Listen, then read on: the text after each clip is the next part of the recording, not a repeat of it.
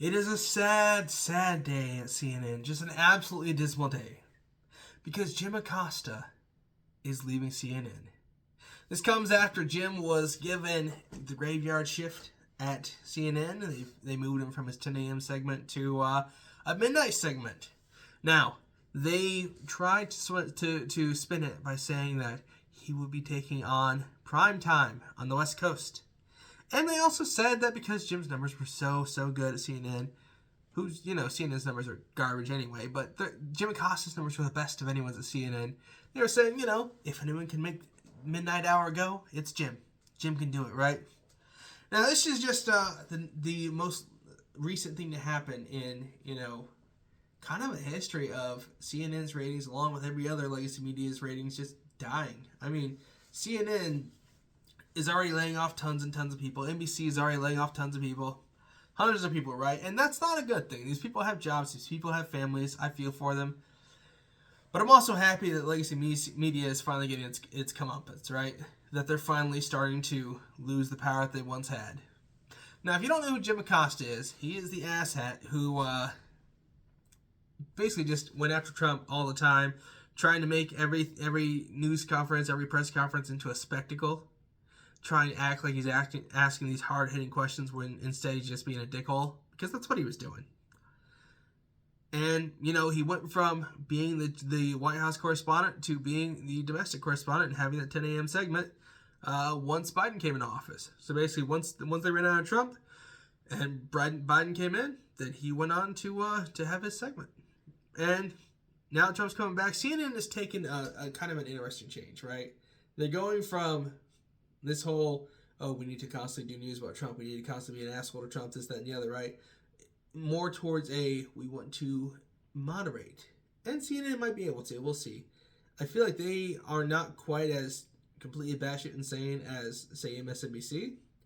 But, I mean, they're not far from it. So we'll see how that works. But basically, they've got a new CEO. He wants to moderate, and that's likely why Acosta was given that midnight shift and Wolf Blitzer was put in the 10 a.m. segment. Because Wolf Blitzer doesn't have a history of going after Trump. And Acosta does. And I think they're trying to throw a bone to Trump. I think they're trying to protect themselves from Trump. So let's get into this. From the New York Times, Jim Acosta expected to leave CNN after he's pulled from network's programming schedule.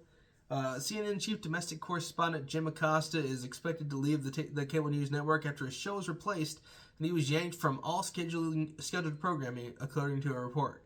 Last week, the anchor's 10 a.m. slot on the network was replaced with the Situation Room with Wolf Blitzer and Pamela Brown due to the network's schedule rearrangement. At the time, there was no official word on where Acosta would fit in, but the network apparently asked him to take on the graveyard shift with the midnight program just days before President Trump's inauguration. And we have a sad photo of Jim Acosta, so on and so forth, right? The change in scheduling seemed to be a deal breaker, and Acosta is now expected to leave CNN altogether, the Status newsletter and Fox News reported. The anchor reportedly struggled with the choice, an insider at the cable news network told Fox, which may have influenced him to cut his contract short.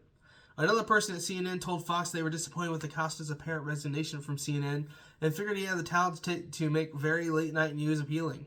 Many viewers like Jim, if there's anyone who can make the overnight go, it's him. It's sad to see him go, the insider told Fox News Digital. Acosta has become notorious for being one of CNN's chief journalists to dig in on Trump and even picked fights with the president during his first term. His pushback against the Trump administration nearly got him banned from White House press briefings with staffers trying to revoke his press pass. The broadcast journalist toed the line during his time as CNN's chief White House correspondent during Trump's first term. He struck up a testy relationship with just about everyone he came in contact with in the administration, ranging from aides to Trump himself.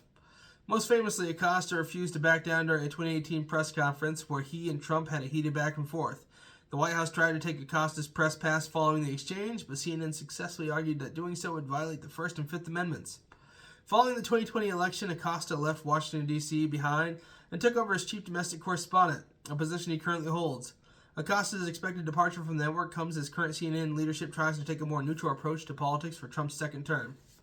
And I think the big thing is that they've learned that at this point, constantly doing Trump News Network basically does not work. Now, it did work in that they got a ton of viewership, but all that viewership left once Trump left, right? So I think that CNN thought that, they were doing this awesome thing. They were having crazy viewership. It's awesome. It's great, right?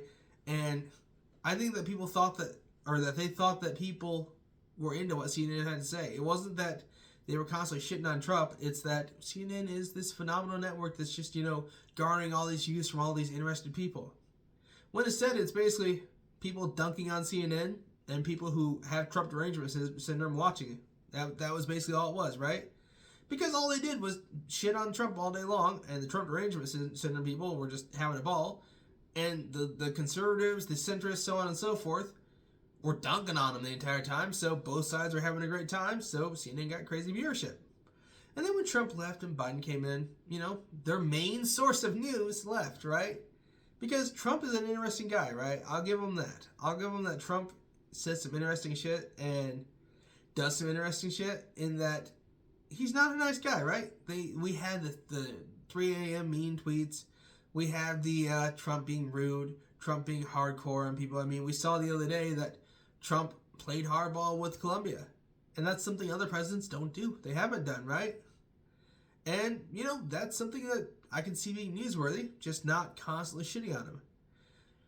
And it's interesting as well that CNN has taken this stance when it seems like the rest of legacy media is doubling down. I mean, we've already seen Axios especially trying to fearmonger about Trump. We've seen MSNBC going hardcore, basically doing this whole, oh, woe is me for the illegal immigrants that Trump is deporting. And it seems like CNN is the only one who's really moderating. And yet, all these firms, all these media companies are losing viewership, and yet they keep on doing the same thing. Now, this is not true in that what I'm about to say is not really true, but it is, right? Which is that the definition of insanity is doing the same thing over and over again and expecting a different result. Now, the reason I say it's not true is because that's not the actual definition of insanity. It's just the old saying, right? And these people seem to be doing the same damn thing, right? They are trying to do what they did in 2016. And people are tired of it. People voted for Trump. They want Trump in office. They don't want to hear these news companies just shit all over their choice all the time. Just stand on this holier than thou, ivory tower type shit where they say, we're smarter than you. We're better than you. We're educated and you're not. And therefore, you should listen to what we have to say because we are intelligent and you are stupid. You are the low information voter. We are the high information voter, right? And they do this whole holier than thou, head of their own ass thing, and everybody gets tired of it. Because it turns out, the American people don't like being told what to do. The American people don't like being told that they're stupid, and they don't like being told that they're heartless. Because the American people want an America First president. The American people want people to, report on the news objectively. And that's what a lot of what we'll call the new media is doing. Obviously, I'm not part of that, even though I wish I was. I'm not that big yet, right? But there is a lot of influencers who are that big, right? You got Steven Crowder, you got Tim Pool, you got who we got? We got the Ben Shapiro, Daily Wire. We've got Michael Knowles, so on and so forth. You got Nick Freitas and whatnot. Like, there are tons of people who are massive in this space who are the new media. And, they come at this from a more objective standpoint. Some of them have a more conservative bent, some of them have a more neutral bent, but regardless, they're not just constantly shitting on whoever. They are giving a more objective take. Now, of course, it's always going to have some bias to it because that's how media works. I mean, you can't completely eliminate the bias of the person telling the story, right? But objectively reporting is better than not, even if it does have some bias to it, right? And I think that's where we're kind of at as a nation, that we're tired of having only bias, only opinion being reported as news. We want facts in our news, right? Which is what the new media is bringing, that the legacy media just doesn't have. Either way, guys, that's what I've got to say about that. Next segment is coming up tomorrow. Make sure to smash that like button and subscribe, and we'll see you then.